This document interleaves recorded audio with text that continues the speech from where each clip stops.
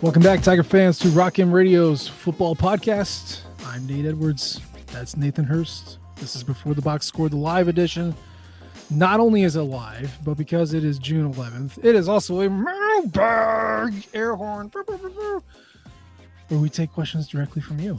If you are in the live stream, first and foremost, thank you for being a subscriber to Rock M Plus. Second, your questions take priority. So if you want to go ahead and type them in here in the comments, we will answer those first and foremost. We do have a list of questions to pull from, and we will knock all of those out. Thank you for submitting them via Twitter, via social media, via email, and a couple of these. Thank you for wanting to know what we have to say. We'll get to it, and it'll be a good show. Nathan Hurst, how are you doing, man? I'm doing great. I think we made the live stream thing work.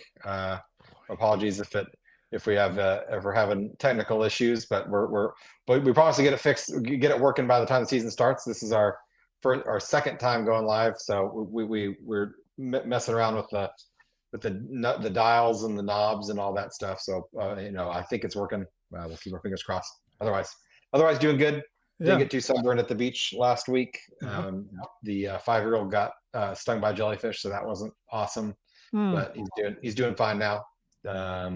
Otherwise, it was a nice break away from everything, and it's nice to get back in the swing of things and watch Eli Drinkwitz get back in the swing of nailing recruits.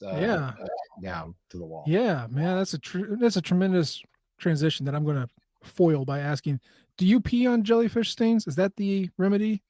I think that is a remedy. That is not the one that we chose to use. It was a public beach. There were hundreds of other families around. We was just rub sand on it really good, and then rinse it off in the ocean. That is, thanks to Dr. Google, and that seemed to actually work really well. It kind of got whatever the venom or juice or whatever is on there, rubbed it off, washed it off pretty good, and within a few hours he was doing a lot better. So nice. Now, no offense to those who do or prefer peeing on their wounds. That to each their own. That wasn't ours, but do what feels right, I guess, as long as it doesn't hurt anybody else. That's what I'm doing. And what won't get you arrested. And won't get you arrested. Also that. Okay, so we will get to the questions, but first we had some recruiting. We had some recruiting going on. Eli Drinkwitz is back at it again. 2 commits, 2 days. That's it's not unheard of anymore, but it had been a quiet couple of weeks on the recruiting front, and so now you're starting to see a little bit of an uptick here after people have gone through their official visits over the past couple of weekends. So we got 2 guys. Number 1, Henry Fanuku, who is an interior lineman, and the best spelled version of Dylan Williams, safety, Alabama. Both 3-star kids, both high 3-star kids. What happens senior year, maybe they get bumped up, who knows? The big takeaway is that a lot of people want these guys. I did a breakdown of Henry Fanuku, which will be coming out, I believe, tomorrow. I will get to Dylan Williams when I have some time. But Hurst, hey, we got 2 new guys, one on the offensive line, one on the defensive backfield. What are your thoughts? I think they're both really, really solid pickups. They're as you mentioned, they're both 3 stars. But beyond that, what I look at first before I look at what their stars are, before I look at their huddle highlights, I look at who else has offered them, and that's what's really going to give you a much better feeling for the competition for the kid, and perhaps their projectability. Maybe they're not a finished project now, but who else thinks that this kid can go on to be a contributor at a top level program? And in the case of Fanuku, for sure, everybody wanted this guy. He'd just gone on a visit to Ohio State this past week, or I think right after he visited Mizzou. He went to Columbus. He also had a Georgia offer. I believe he had a couple other offers, Power 5 offers in state in Texas. He's from Texas, so he's a high 3-star right now. I would not be shocked if the services bump him up just because of the offer list that he has. We'll see how he plays his senior year as well. Mizzou's not necessarily known for getting guys to take a bump up in their rankings after a commitment, but he's everyone wanted him. What's really interesting to me is a lot of times you'll see offensive linemen in high school play tackle, because that's usually where you want your best guy, your best athlete, your best offensive lineman to playing is your in your left tackle position. And so I would say most offensive linemen coming out of high school are playing left tackle or at least one of the tackles, and then they might have to transition if they fit better at guard. You kind of have to learn different, transition into that interior lineman spot. That's not the case for Nuku. He has played guard as a junior. He played really well as a junior guard. So he's going to come in. He's going to know what position is his. He's going to be an interior lineman. There's not going to be any kind of, they promised me I was going to play tackle and then they moved me late. He's a guard. It seems like he's comfortable with that. He knows what he's best at, and he's really good at it. So I think that will perhaps give him an advantage over other incoming offensive linemen as freshmen, who may have to transition a little bit if they project as guard down the road and they're used to playing on the end of the line. It's gonna help him a lot, I think, and possibly set him up to see playing time earlier in his Mizzou career than some of the other guys that perhaps are higher rated but have to transition to a different position. Yeah, I was watching his tape last night. Well, first, you mentioned the offer list. Let's just go over the Power 4 offers, because that's the shorter list to go through. In alphabetical order, it is Arkansas, Baylor, California, Florida, Florida State, Georgia, Houston, Kansas, LSU, Ole Miss, Ohio State, Oregon, Pittsburgh, SMU, TCU, Tennessee, Texas A&M, Texas Tech, USC. Missouri got them. Those are the guys you want to be competing with. Those are the guys you want to be beating out for recruits. Yeah. And this is an opportunity to do it, and we did it. Yeah. And, again, watching him, I don't know if he's the best offensive lineman on his team. It certainly looks like it. And I get why they put him at guard, because, I'd report it anyway, 6'3", 295. He's built like a guard. That boy is quick, and they put him on the inside, and he is big. So when he pulls, like, all of his highlights is him pulling left to right and smacking some end or some crashing linebacker or climbing to the second level and just erasing a safety. Like, the dude can move. And when you have size like that, and obviously when you're 17, 18, you can project to more than what you currently are. If you have that size and you have that speed, that quickness, that is why teams are like, oh yeah, we can work with that.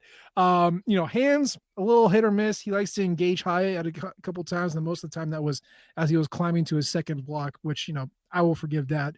But man, if you have that combination of size and speed, yes, you want to be an offensive lineman. Yes, you can play in the SEC. Yes, an offensive line coach is like, I'll fix everything else. We'll run with it. So yeah, it's one of those things. It's like Ennis Rakestraw, right?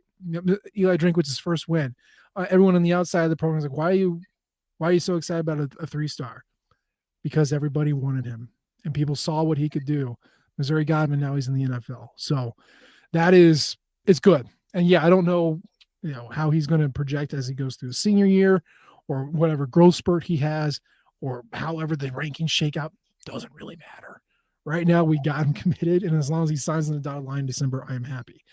What do you know about Dylan Williams? This was just happened this afternoon. I have not really looked at any tape or anything, just other than he came in. Any thoughts off of his commitment? I was able to take a look at some of his tape. He's kind of in the mold of Eli Drinkwitz's preferred defensive backs. He's big, 6'2", 180. He kind of looks, he's long and lanky.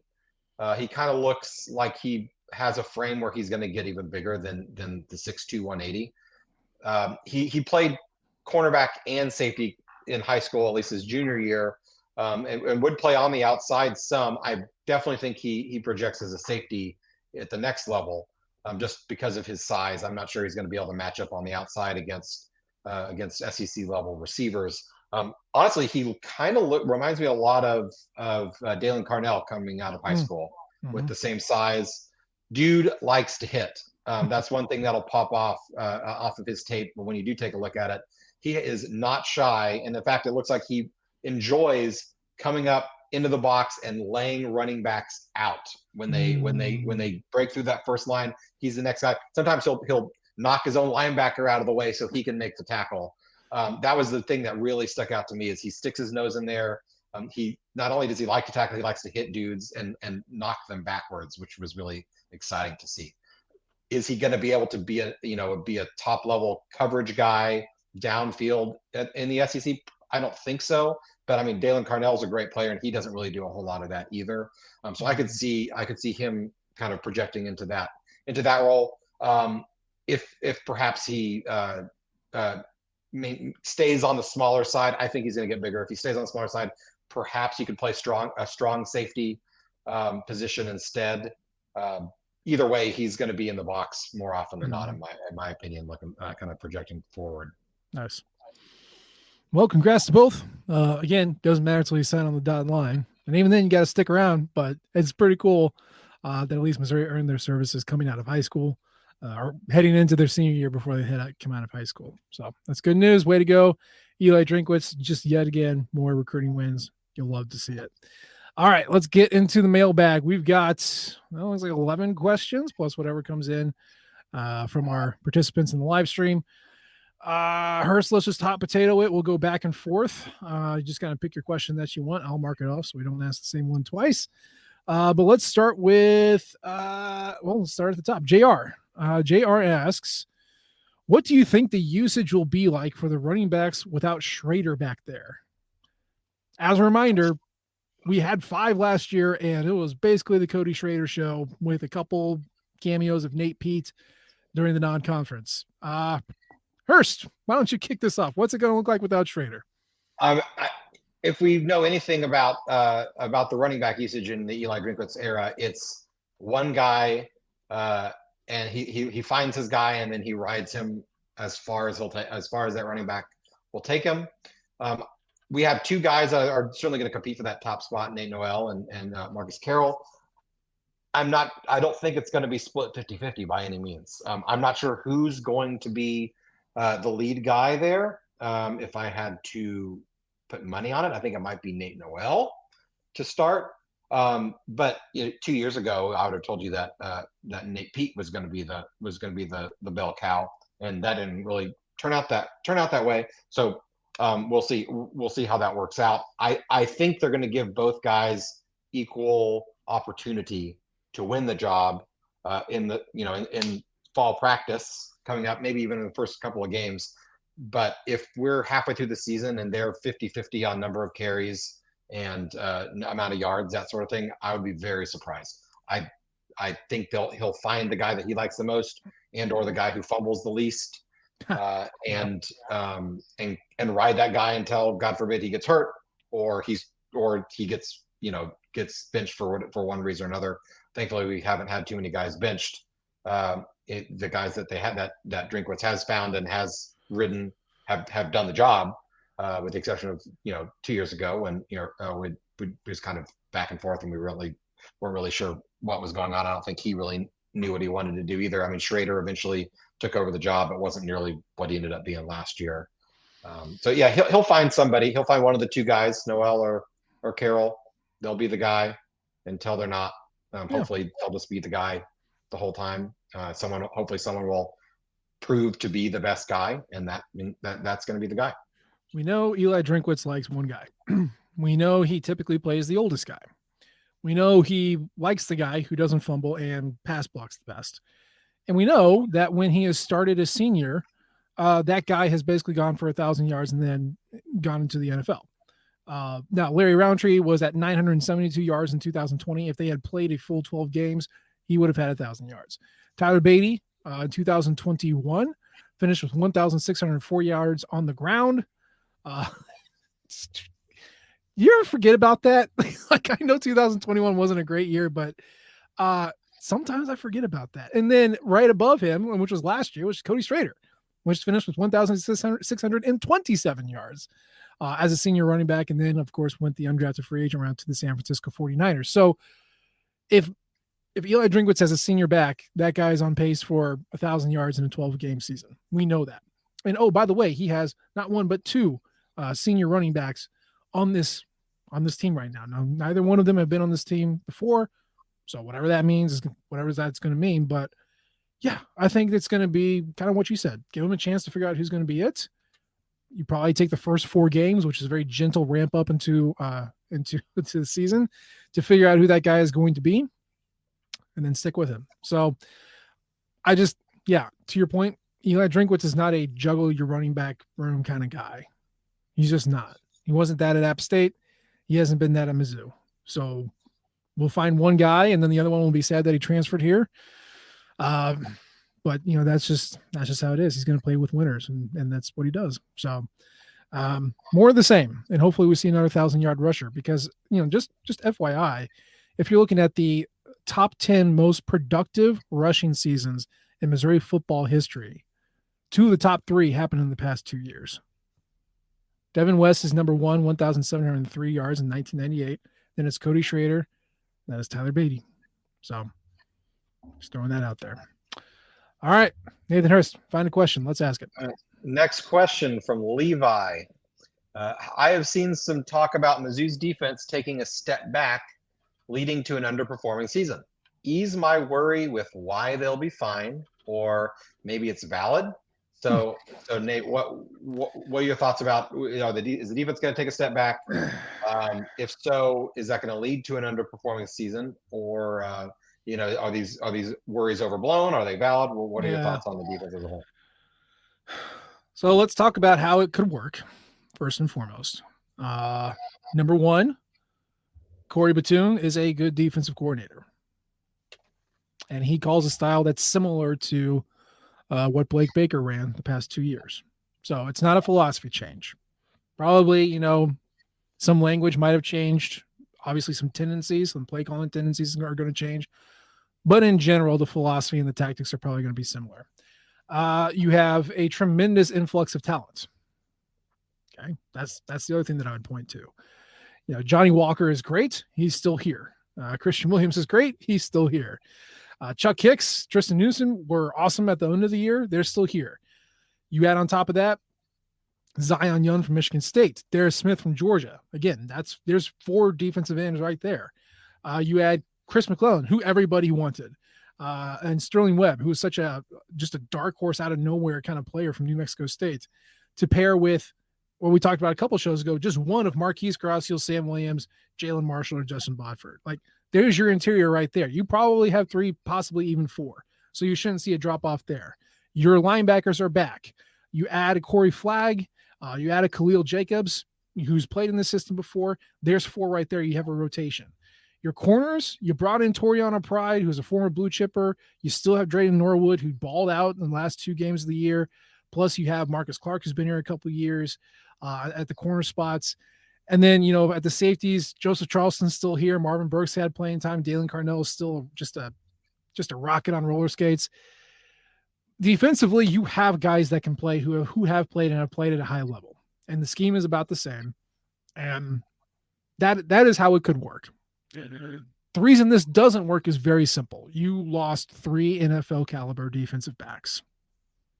And you probably do not have 3 NFL caliber defensive backs replacing them. And if you look at, in general, success in the defense is experience in the secondary. And while Mizzou has experience, might not have the talent. So that's how it goes wrong, where a defensive line does everything it can to keep up what it did last year, and the corners let them down. That's how this fails. I don't know which way it's going to go. I know what I'd prefer, but that is my answer. Any thoughts? Different? Same? How do you view it? Yeah, I think the defense is going to take a step back.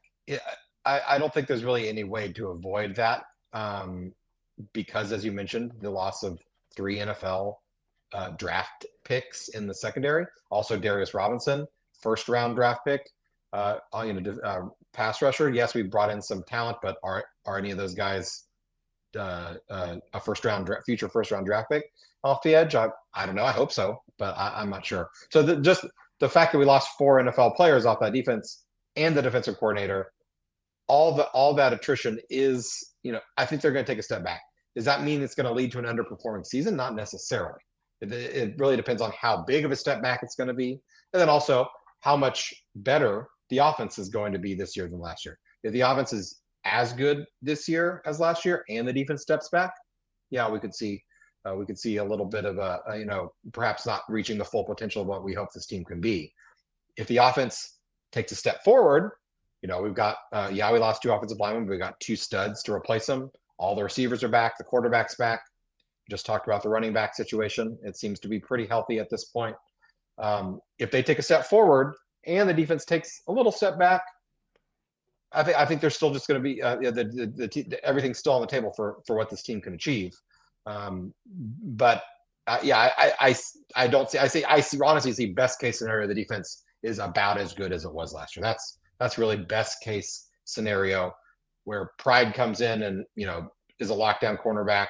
One of our transfer defensive ends locks down a spot and can get 6-7 sacks.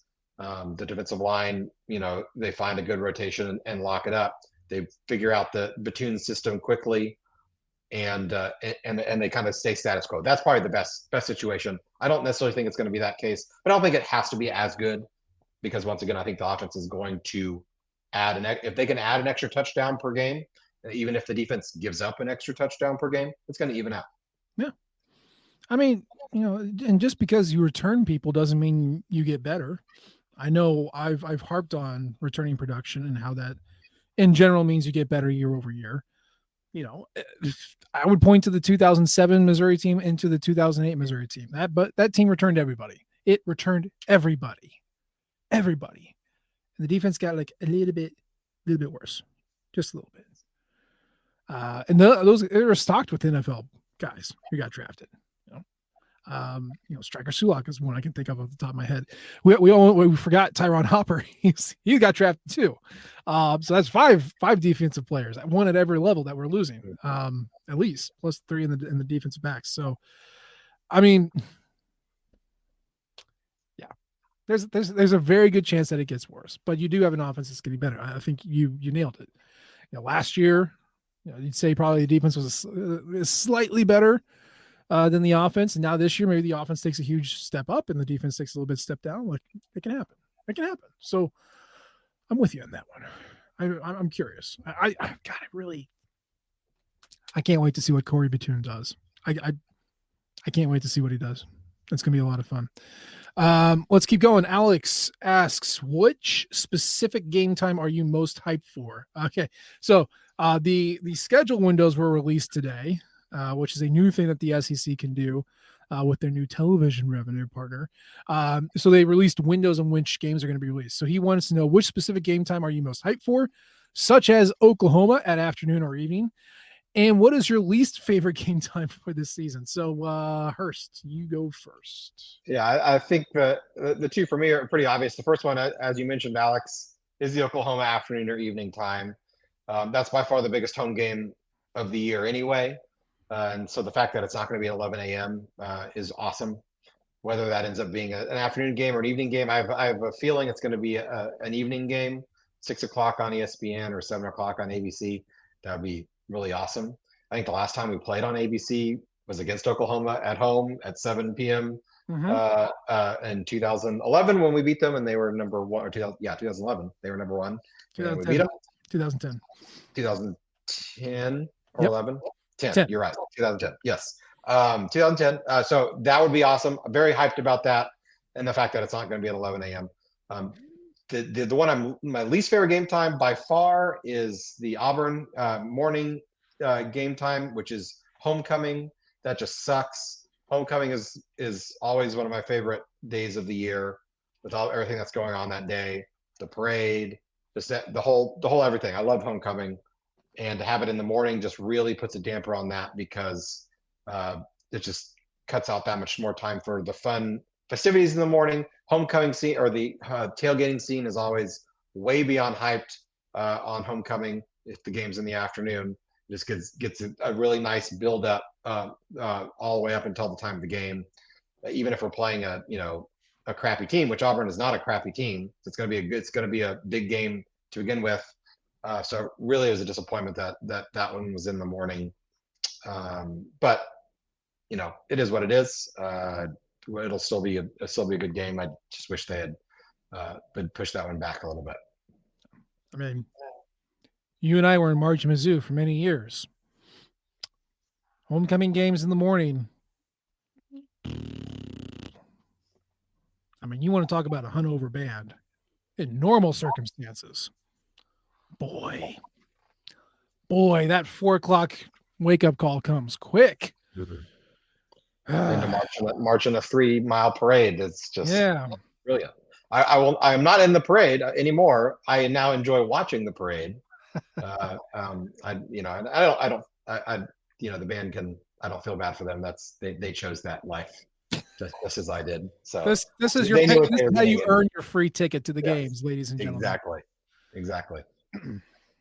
I as a local who was also in marching band in high school, our directors would always make fun of Marching Mizzou. They're like, yeah, they play like twice and they just run through the entire thing because it's their parade. Who gives a crap? They got other things to do. Like those kids are way too hungover to play. Like this is for everybody. This is for everybody. Get to say hi, wave at the Golden Girls, see Truman and the cheer squad do their thing. Hear 3 and 4 the fight songs a couple times, and then go watch your kid in high school. So yeah, it's not about them. Yeah, I mean, just looking at this, so I don't mind morning games. I know it's not great for tailgating, but I don't tailgate anymore since I live in St. Louis and only go to a handful of games a year. If I were to go to the homecoming game, I'd be very pissed that it was the morning. So I'd agree with that one. But also morning games, just you get it over with, especially if it's like I'm looking at Boston College, right? 11:45. That's a good. Let's get this out of the way. If you lose, you find out early. If you beat the crap out of them, you can enjoy the rest of the day. Like that's perfect. What I am surprised, and I don't know if this is just because like a byproduct of moving from CBS to ESPN or ABC, ESPN, or maybe it's just because Mizzou's good now or perceived to be good. There's a lot of afternoon here, and I feel like 2020, 2021, 2022, it was all morning games for Mizzou. So this is not bad. I'm assuming UMass will be in the morning, or it should be. Alabama at night is cool, although you're going to be at Alabama, which sucks. Oklahoma at night is going to be cool. Yeah, I'd say Oklahoma would be my favorite, and then my least favorite is Auburn. So yeah, I'm with you on that one. That's good. Great. All right. Next question from Craig. If Mizzou doesn't make the playoff this year, should I be disappointed that we missed our shot, or happy that we had a shot in the first place? Philosophical, Craig. I like it. Let's go back to 2007, 2008. Because I feel like there's a lot of parallels with that squad and this one. With Brady Cook being Chase Daniel, with Luther Burden being Jeremy Macklin, you see, there's some continuity things that you can talk about here. Derek Washington leaving, new running backs coming in that are hyped, but we don't know. I will say as a youth in that summer between 2007 and 2008, I'm not going to speak for you, Hurst, but certainly for me, boy, I legitimately thought they were making the national championship. I really thought that. And part of that is a little bit of naivete of being, 21 and not understanding the politics of college football at the time. But I saw a returning team. I saw a relatively easy schedule, or easier. Yes, Texas was going to be hard. Yeah, that's always hard. Yes, the Big 12 championship was a hurdle, but it's like, man, they're going to make it. And then of course they didn't, lost late against Oklahoma State, got the brakes beat off of them by Texas, lose to Kansas late, get the brakes beat off by Oklahoma, and then struggled to beat Northwestern. I would say that with the expanded playoff, without knowing exactly how it works, but just sitting here in the summer before the first time we had the expanded, I'm going to say if you are upset that they do not make the playoff, that is okay. I'm not going to tell you how to feel. I'm not going to, shame you for your emotional output. As I tell my 3-year-old, you're entitled to big feelings. Okay. It's just how do you work through it? I will tell you, to me, it's okay if you were upset that they missed the playoff. If you want to hold Eli Drinkwitz liable for missing the playoff, that's fine by me. But, to the question, Craig, you said specifically, if they don't make the playoff, should I be disappointed that we missed our shot or happy that we had one in the first place? I do think it is how they missed the playoff is the answer.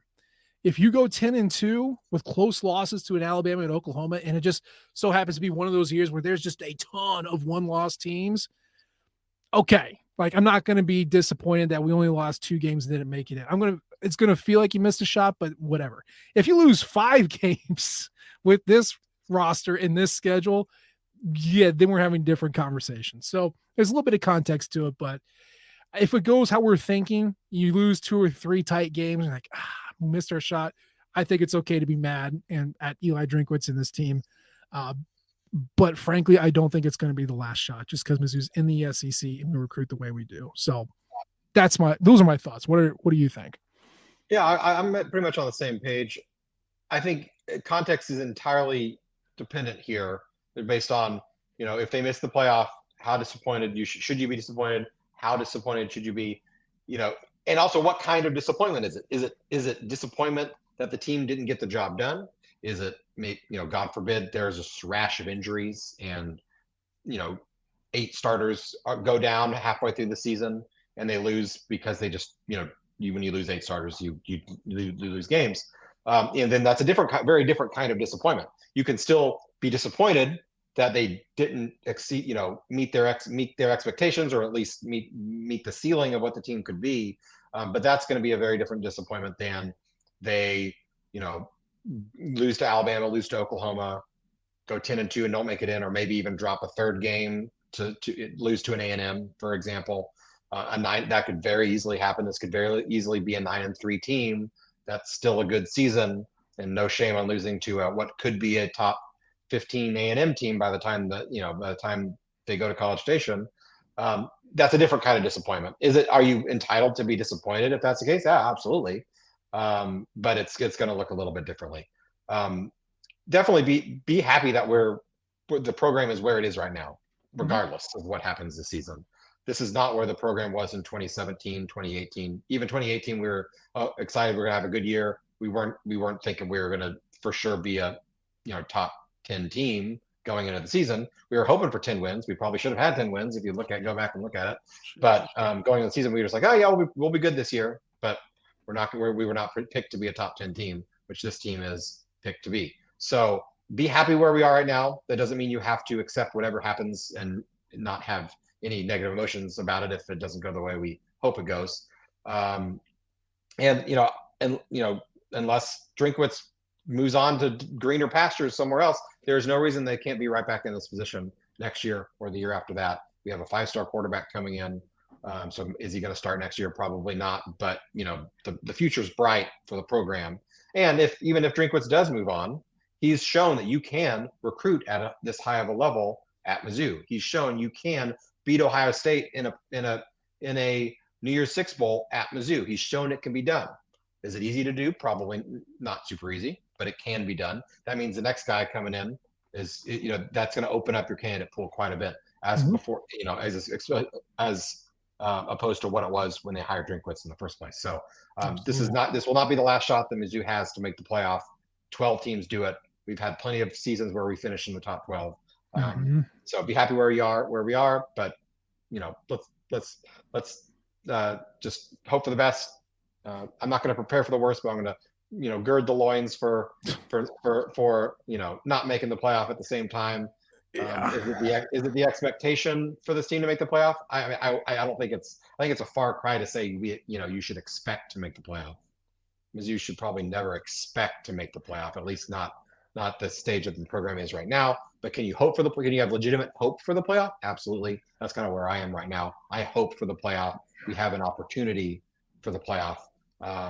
But to expect it, that might be a little bit too high of a the only reason I say you should expect it or think that it can happen is it's so rare that you have a team with this kind of talent in this kind of schedule all coalescing at the same time. Like that is some star-crossed happenstance right there. And I think have to is such a loaded phrase, but it really feels like you have to take advantage of something like this. So I think that's where most of that's coming from. But for sure. But there's a big difference there between expecting it and thinking it can happen, right? I definitely think it can happen. Sure. I definitely think it probably should happen.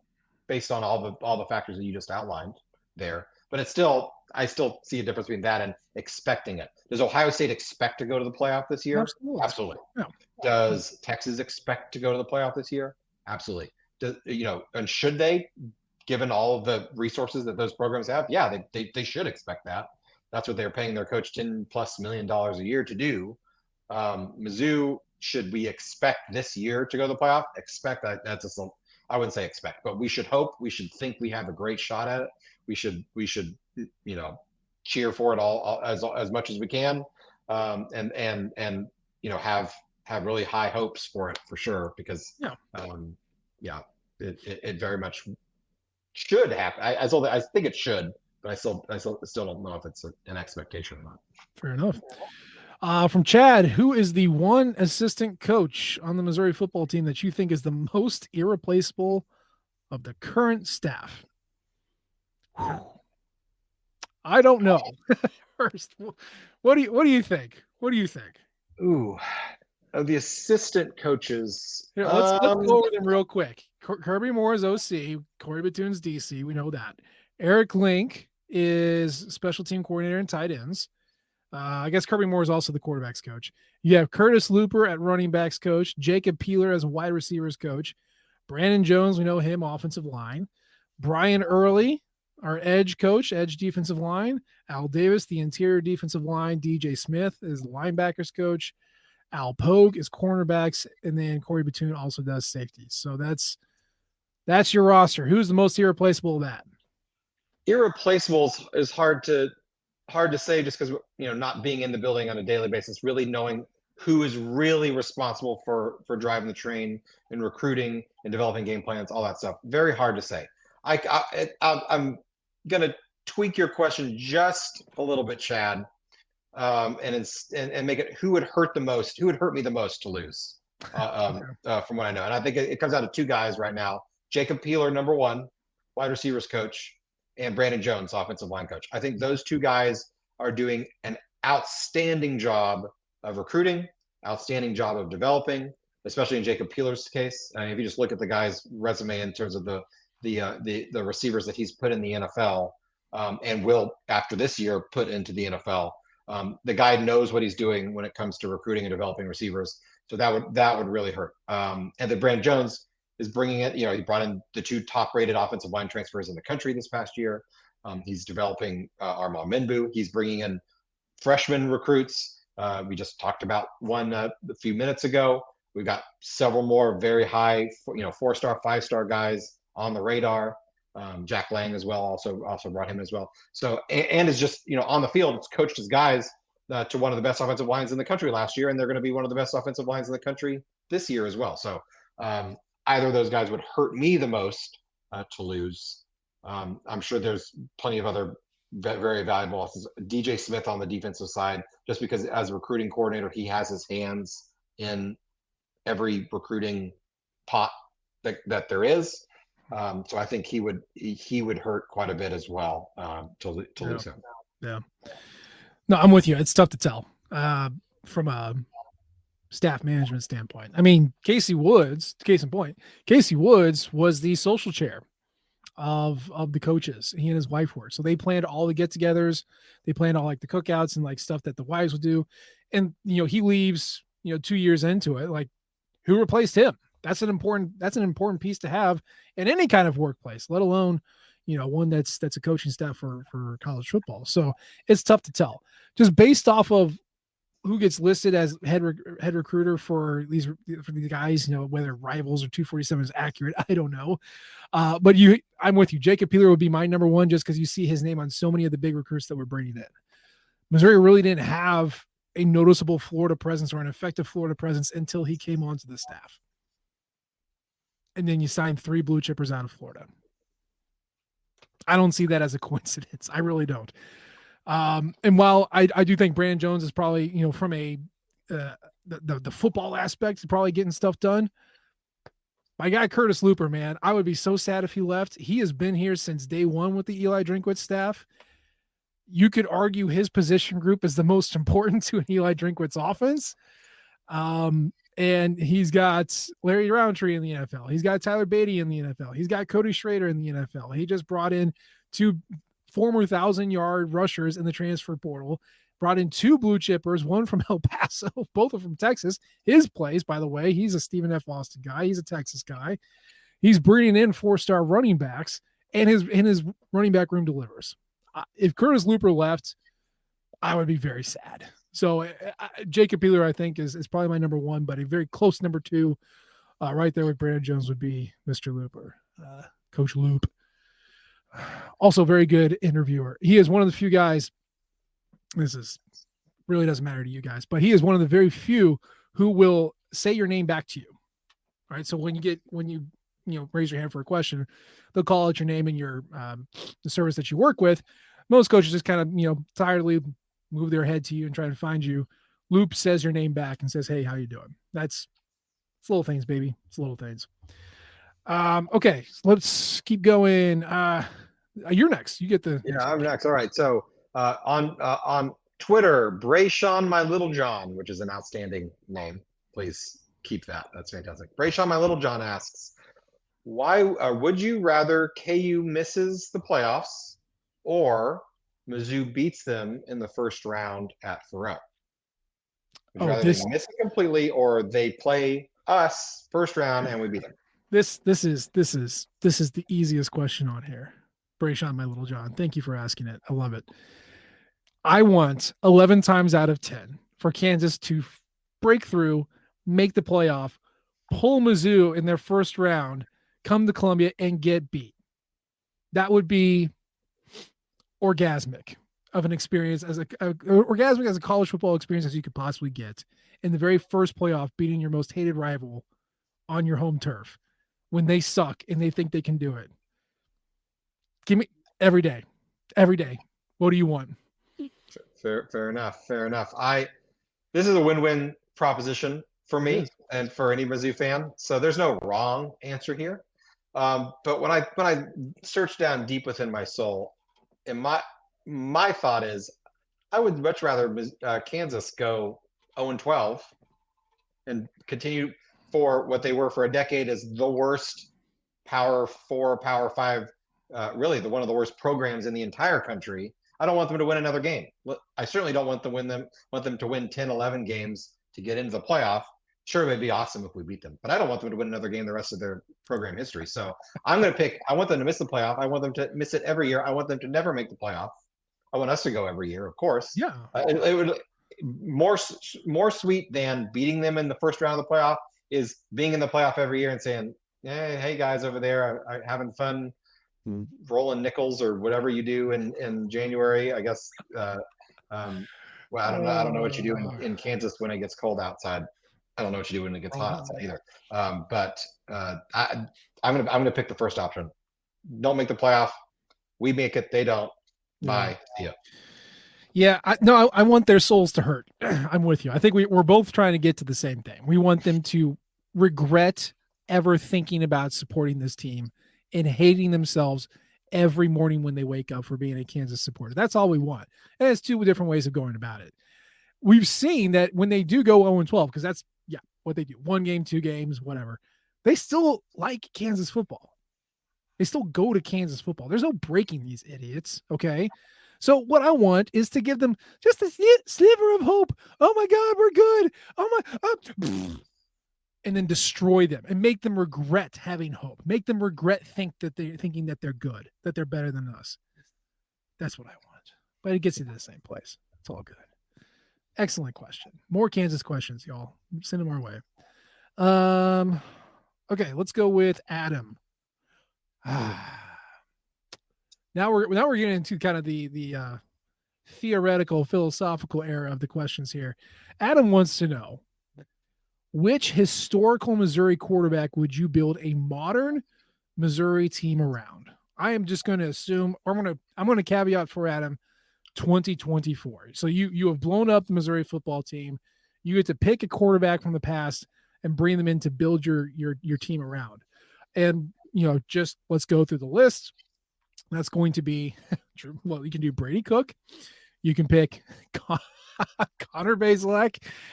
Oh, this is going to be fun. You can pick Kelly Bryant. You can pick Drew Lock. You can pick Matty Mock. You can pick James Franklin or Blaine Gabbert or Chase Daniel or Brad Smith or Kirk Farmer or Corby Jones. And you know what? Pitching Paul Chrisman, we'll throw him in there too. Right? Marlon Adler, let's throw him in there too. I don't care. Who are you going to pick? It's a tough question. I mean, to me, there are two obvious answers, and it's two of the older ones on the list there. I'm kind of going back and forth between Brad Smith and Chase Daniel. I think ultimately, because I would love to see Brad Smith in a modern offense that fully takes advantage of his entire skill set, Mm-hmm. I'm going to go Brad Smith. Now, for those younger listeners and viewers that we have here that perhaps don't remember Brad Smith as well as Nate and I do, we were in college watching him as peers at the time. The dude was absolutely electric. I mean, is he Lamar Jackson? No, but he was not a whole lot short of what Lamar Jackson was in college in terms of on the ground, moving with his feet, electric. The offenses that Gary Pinkel chose to run with him he ran in three different types of offenses in the 4 years that he was a starter at Mizzou. The first one in 2003, or really 2002, 2003, was much more traditional and old school under Drop center back passer, he did run quite a bit, but they were like mostly designed run plays that were not zone read. No zone reads, no read options, none of that stuff.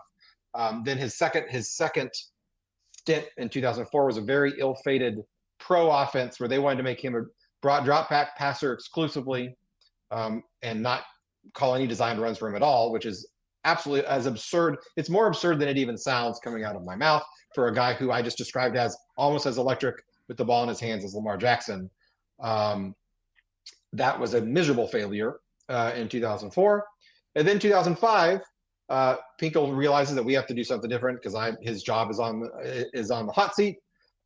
He goes, and in the offseason, he and offensive coordinator Dave Christensen go and hang out with a guy named Urban Meyer and learn about the spread offense and what that can do for you. They come back in 2005, spread it all the way out. And this is like old school spread offense where 5 wide, 4 to 5 wide every play. The offensive line is like 3 yards apart from each other. Mm-hmm. Outrageously spread. Throw it around, short passes, almost air raid, almost to the air raid extent, where very little downfield, a lot of short stuff. Some more designed plays, but still no read options, no zone reads, any of that stuff. That was honestly didn't really come into the zeitgeist of college football until a couple years later with Vince Young running the zone read. So I would love to see Brad Smith in Brady Cook's spot. I love you, Brady. I'm gonna put you on the bench today, just this season. We're gonna bring Brad Smith back in. I would love to see him run some zone reads where he can hand it off to the running back, or he can keep it. And those plays that Brady Cook gets 12 yards on a really nice zone read. Brad Smith is taking that 60 yards to the house every time. Mm-hmm. That's how electric he was with the ball in his hands. And then that causes the entire defense to have to focus solely on Brad Smith. Then you got a guy named Luther Burden doing whatever he wants to do. Mm-hmm. You've got a guy named Theo Reese streaking down the sideline. You've got Mookie Cooper coming across the middle. So having Brad Smith in a modern offense with the playmakers that we have on the team, we had some good playmakers that played with Smith, but the design of the offense was completely different. It didn't really maximize any of their skill sets. Smith was not the best passer that we've had, and he was competent. I would call him a competent passer. Yeah. But he could hit wide open guys, and in a modern offense with his skill set, we would have a lot of wide open guys. Yeah. Brad Smith is my answer, but it really comes down to Brad Smith or Chase Daniel, right? Because I feel like those are your two. You're either a Smith guy or a Chase Daniel guy. I think Chase would do well in any offense. Frankly, I think he was just that kind of quarterback. I do think, for the modern game, I might go Drew Lock. If we're viewing this as who are you subbing Brady Cook out for? Like Drew wasn't the most mobile guy. He could scoot when he needed to, but boy, he could. You want to talk about wide open dudes downfield? All right, Speedy Johnson, Theo Weiss, Mookie Cooper. You want to go deep, Mookie? We got a guy for you. That's Drew Lock. I think Brady Cook's a great passer. I think he's a great quarterback. But Drew's he's got the NFL arm. And boy, if you think Brady Cook looks great throwing to Luther Burden wide open, I think Drew Lock would look pretty good throwing a wide open Luther Burden too. So maybe I'd say Drew Lock. Love Chase Daniel though. I think he'd do great. But I want to see Drew. I want to see Drew with this group. So yeah, that'd be my answer. Any of those three guys would be really fun. Really fun to see what Kirby Moore, what Drinkwitz could do with the talent that the receiving talent that this team has that was not on the field. I mean, Chase Daniel had Macklin. I mean, he had the closest to what we have now in Macklin, Rucker, Kaufman, and those are three of the best that Mizzou's had. But I would put this year's receiving core talent over that in terms of the overall depth. Those guys on the top end, sure, they can definitely compete, but the depth, 1 through 6, 1 through 7 receivers on this year's squad, definitely better for sure. Yeah. All right. Next question from David. What other teams should the SEC bring in? We have 16 teams as of in 10 days, 9 days. There will be 29. I can't do math. 19 days. 19 days. There are 30 days in June. As of July 1st, today's June 11th. As of July 1st, there will be 16 teams in the SEC. Should we bring in more teams? If we should, what teams should we bring in, Nate? No more expansion. Just stop. I know I can't stop it, but I'm not pleased with the conference alignment of 2024. But if I have to bring in a team, I mean, let me just do this as not a conference commissioner, just as a dude who craves geographical continuity in my football conferences. It's easy to look at Florida State and Clemson. Obviously, the SEC already has Florida, already has South Carolina. Those two would make sense. Miami's way down there at the bottom of the state, so doesn't seem like a cultural fit or a football fit. I mean, football wise, I guess they recruit really well and have a dumb head coach, so maybe he does fit. But those two would be easy. I do think adding North Carolina could be interesting, but what do North Carolina and Duke add to the SEC? I'm not sure. Those are two basketball schools. That'd be a weird fit. So I guess I lean more. Let's bring in Oklahoma State, right? Let's bring in little brother for the Sooners. That takes you to 17, and then let's bring in Houston, Oklahoma State, and Houston. I feel like Houston is SEC as hell, right? That's a team with a rich history of cheating and scoring a ton of points. And, Tito Fertitta, their mega booster, likes to wheel and deal with the best of the yellow fella and all the other SEC bagmen out there. Like, I think culturally they'd be a good fit. Again, they're kind of a basketball school, but they did just, make a really smart football hire. And then Mike Gundy, and his OAN t-shirts are going to fit right in with the SEC. So yeah, let's bring in Oklahoma's little brother. Let's bring in Houston. That'd be fun. And we're already in those estates, and that's my answer. What do you think? Yeah, I mean, I think that you hit the two most obvious candidates, which are the two easiest fits, Clemson and Florida State. So if I had to pick two, I'm not a Florida fan. I'm not a South Carolina fan, so I don't care if they suddenly get more competition in their state. So if we're picking two, I mean, those are the two most obvious ones. If we're looking a little outside of the box, though, if we're not going to expand in states that we already have, dominion over, if you will, NC State and Virginia Tech would be my choices. North Carolina and Duke, yeah, those are more of the name brands. They don't really. What do they add to the SEC? Not a whole lot, to be honest. Academically, sure, that'd be great. whatever. NC State and Virginia Tech just seem like better, more interesting cultural fits to the SEC if we are going to look outside of the current footprint. Oklahoma State just doesn't really excite me that much.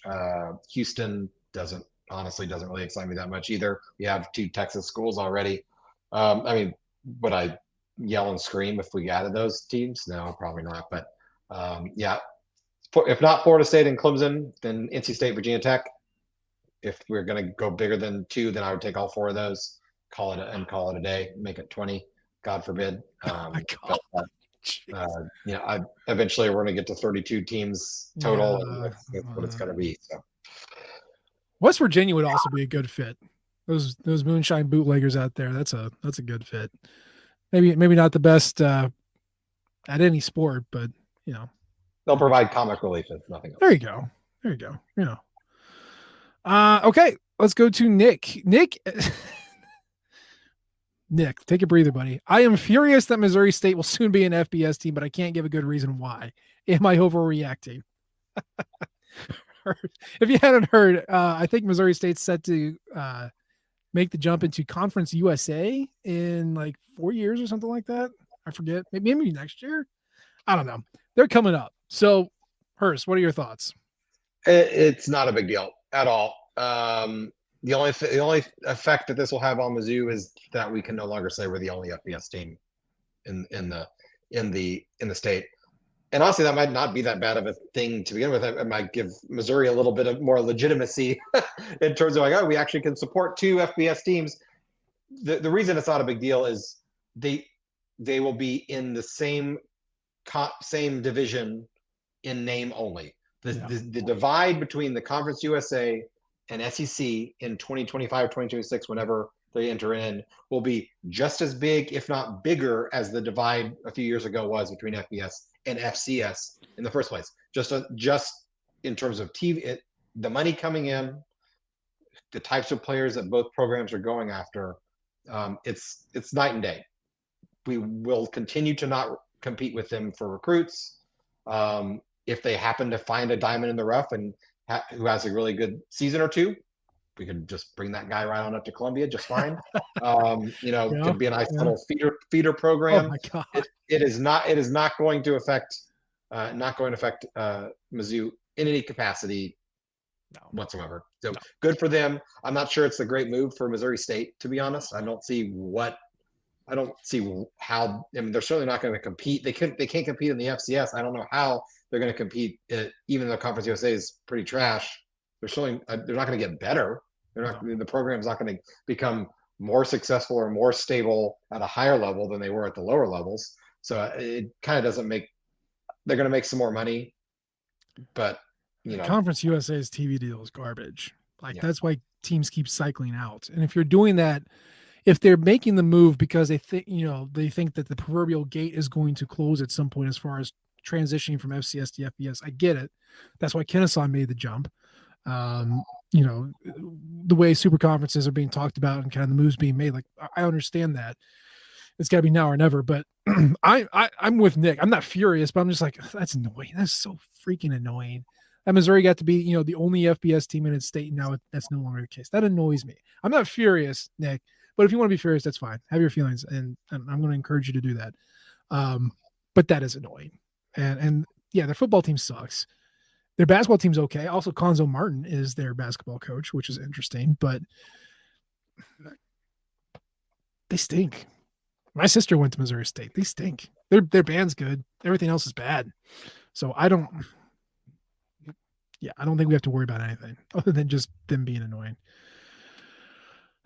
No, it's you. Your turn.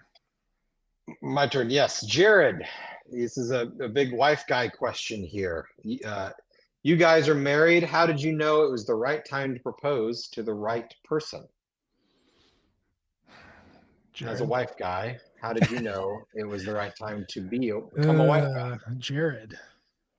Well, Jared, I hope this is because you got a momentous occasion happening in your life. So good luck. It's beautiful. How did I know? Well, I mean, right time and right person are 2 different questions. Right person? I know I've said this on the show before, so I'll just repeat myself. Yeah, look at three things. Got number one, do you like each other? Number two, do you love each other? Number three, do you do business well together? And I think a lot of people get hooked up on number three, right? Because you might like doing stuff with that person. There might be a lot of emotions and physical attraction to a person, but what's it like? What's it like when you have to do business? When you have to, you know, when you have a dog? How do the responsibilities shake out? That's a precursor for kid. When you're deciding where to eat, what are those conversations like? When you decide how to pay the bills, where to live, what are your political affiliations are? How, what's your endpoint? How do you view life? Those interactions of like things that you're going to run to in your entire life. You got to figure out what that's like. If you're 3 for 3, boom, lock it up, baby. With the understanding that people are, just understand that people aren't going to change, and if they change, it's going to be incremental. So like, understand that it's never going to be better. And is this the person that you want to deal with for the rest of your life? So yes, do it. Yeah, 2 out of 3 ain't bad either, I will say. But you really got to think about, do I want this person to meet other people in my life? Do I want to do things with this person? Do I want to do business with this person? Because that's the key. As to when to propose, don't ask me that. I probably dragged my feet way too long. I was trying to find the absolute perfect right moment when nothing bad had happened and everyone was happy, and not make a special event that's special enough to get her off to the side, but not special enough where she thinks it's coming. Boy, I dragged my feet way too long. And eventually I was just like, I'm tired of not being married. I want to change that. And kind of impromptu on my part, did a little quick pep talk in the mirror and made it happen. And very glad that I did, but it was not going the way I wanted to. So it just kind of hit me. I'm like, why am I waiting for the perfect moment when the perfect moment is making this happen? So I did. So there you go. Hurst, what about you? Yeah, I mean, I think you nailed it with, as far as picking the right person. I mean, that the answer is going to obviously be different for everybody. Um, Finding someone to do business with is a great way to put it. There's so much more to being married to someone than the physical attraction, than the emotional attraction, than even just, do I like to hang out with this person on a daily and nightly basis? There are plenty of people I very much enjoy hanging out with and would probably hang out with on a daily basis that I would want to have nothing to do with when it comes to actually being married and legally bound to that person for, in perpetuity.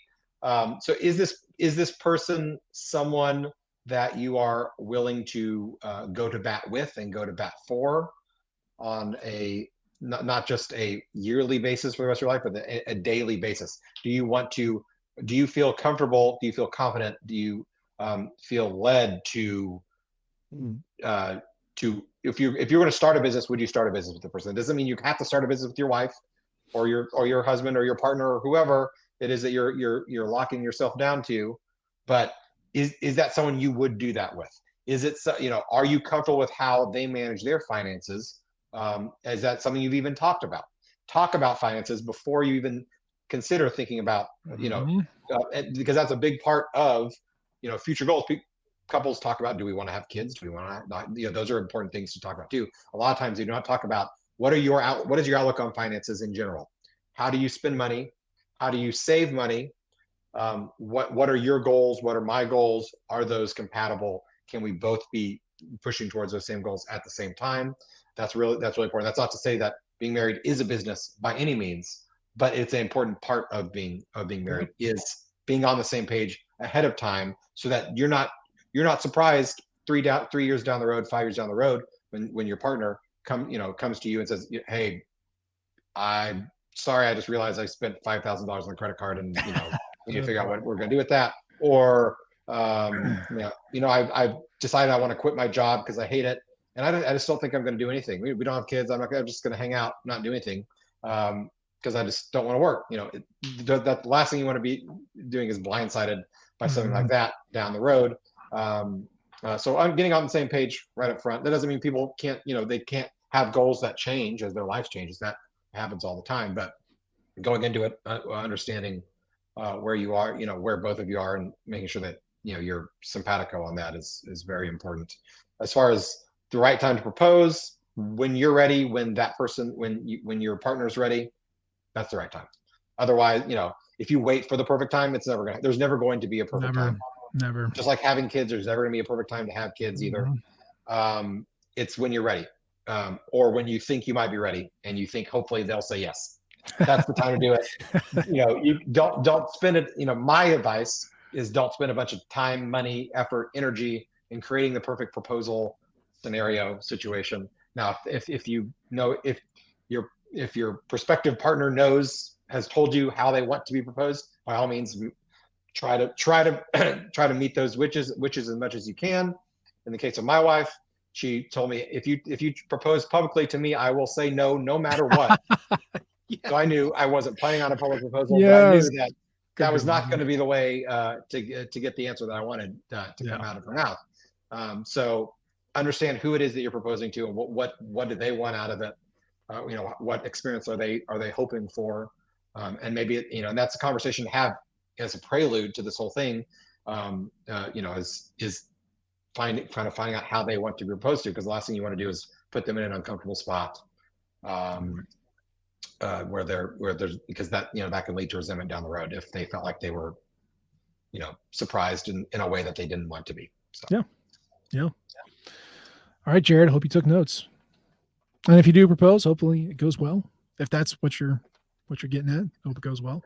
Let us know. Let us see. Send us pics of the kids. We'll post them on the box score year 2029. There you go. All right, last one. Again, this is more of a wife, kids thing, which, welcome to the dad pod. Here we are. This is from Ty.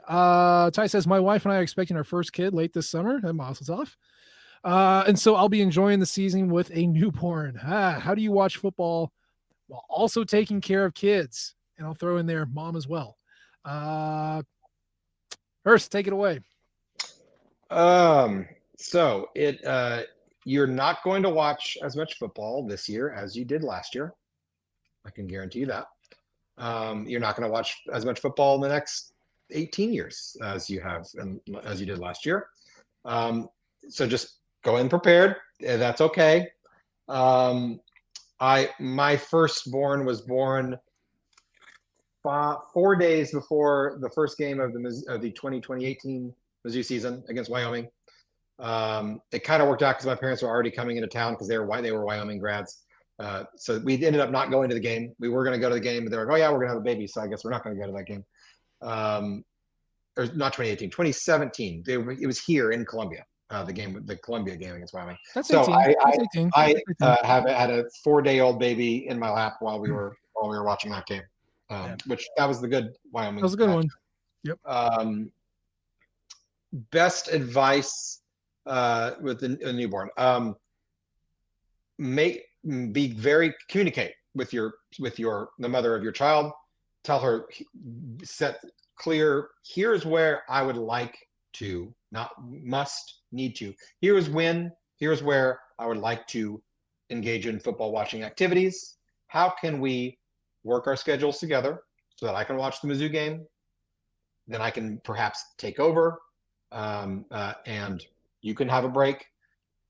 Do a little bit of hot swap there. Mizzou game's done. I'll take the baby. You go for a walk, or you go take a nap, or you go do whatever it is that you need to do, because you just gave me 3 hours of break.